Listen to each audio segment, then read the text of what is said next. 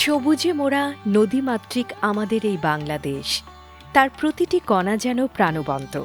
আর এই দেশেরই এক নিভৃত কোণে পাহাড়ে ঘেরা খাগড়াছড়ি, সে যেন প্রকৃতির এক অপার সৃষ্টি, এক জীবন্ত চিত্রপট। এখানকার বাতাসে বয়ে চলে প্রকৃতির নিজস্ব গোপন সুর, আর প্রতিটি গাছের পাতায় লেগে থাকে জীবনের অফুরন্ত স্পন্দন। এখানে প্রকৃতি শ্বাস নেয়, আর সেই শ্বাসের সঙ্গেই মিশে আছে এক অমূল্য সম্পদ, মধু।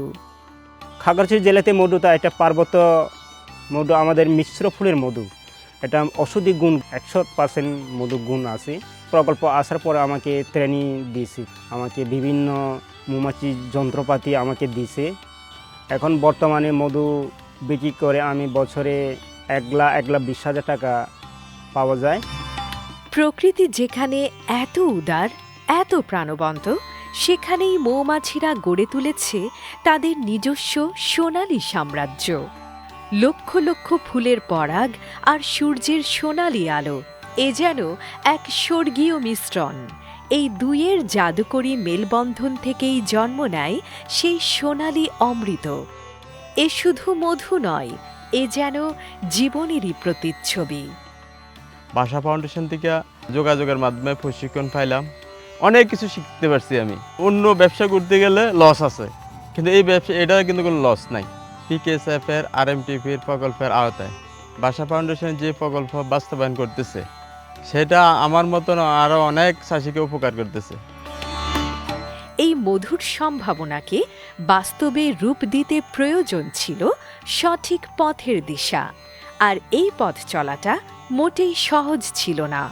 পদে পদে ছিল নতুনত্বকে গ্রহণ করার চ্যালেঞ্জ, ছিল পুরনো অভ্যাস ভাঙার কঠিন সংগ্রাম।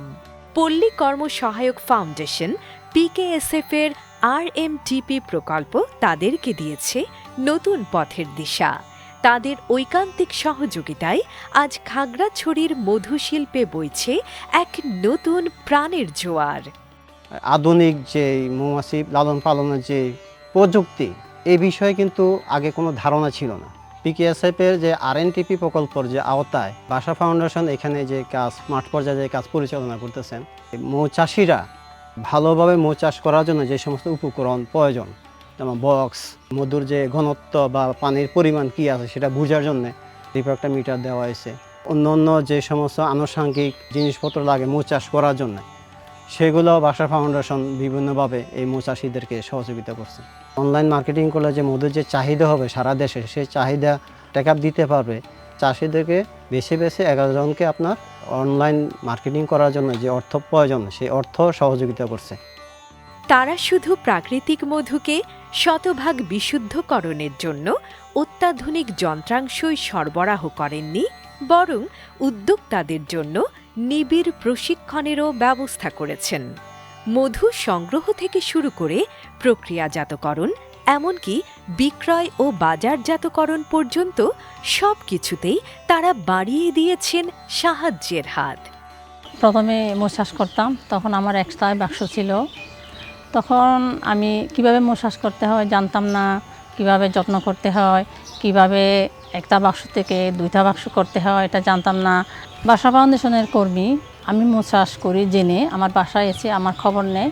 তারপর ওনারা আমাকে ট্রেনিং দেন, আমাকে বলে। ট্রেনিং পাওয়ার পরে আমরা জানতে পারলাম যে আসলে এই মধু কীভাবে প্রসেস করতে হয়, প্রসেস করলে কি উপকার হয়, এগুলো সব শিখিয়েছে। আমাদের এই হিলটেক্সে একটা হানি প্রসেসিং প্ল্যান একটা দেওয়া হয়। এই প্রসেসিং প্ল্যানটা পাওয়ার পরে আমি এবং অন্যান্য মৌ চাষিরা সবাই এখানে মধু প্রসেস করে নিয়ে যায়। আমি যে মধু প্রসেস করে দিচ্ছি, ওখান থেকেও আমার এখন ইনকাম আসতেছে। এই প্রশিক্ষণের ফলে খাগড়াছড়ির উদ্যোক্তারা এখন আধুনিক প্রযুক্তির সাহায্যে নিজেদের পণ্যকে বিশ্বমানের করে তুলেছেন। ভাষা ফাউন্ডেশনে আসার পরে আমার অনেকগুলো অন্ধকারের জায়গা আমি আলো হিসেবে আমার কাছে প্রতীয়মান হয়েছে। আমি মৌ চাষটাকে আমি পেশা হিসেবে এখন নিয়ে গেছি। আমি মধু বিক্রি করি, রানী মৌমাছি বিক্রি করি, তারপর মৌমাছি বক্স বিক্রি করি।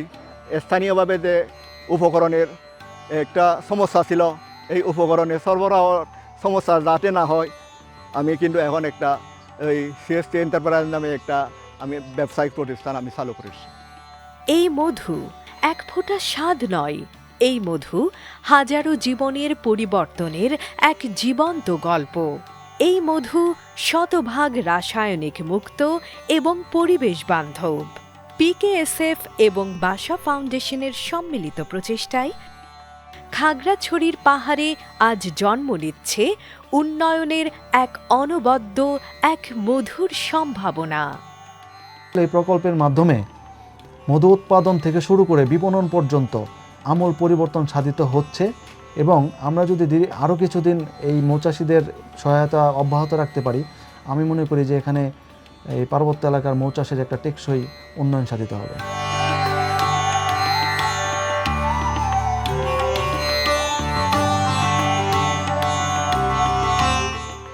প্রকল্প আওতায় বহু প্রশিক্ষণ দেওয়া হয়েছে এবং তাদেরকে সংগঠিত করা হয়েছে যাতে তারা পারস্পরিক সহযোগিতার মাধ্যমে এই মৌ চাষের কাজকে আরও উন্নততর পর্যায়ে নিয়ে যেতে পারে।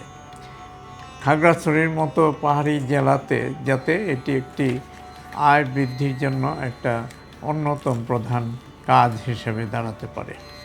তো এই প্রকল্পটি বাস্তবায়নের ক্ষেত্রে আমাদের সহযোগিতা করেছেন পিকেএসএফ, করেছে ইফাদ এবং ডেনিশ এম্বাসি। আমরা তাদের প্রতি অত্যন্ত কৃতজ্ঞ। তাদের সহযোগিতা ছাড়া এই প্রকল্প আমরা বাস্তবায়ন করতে পারতাম না।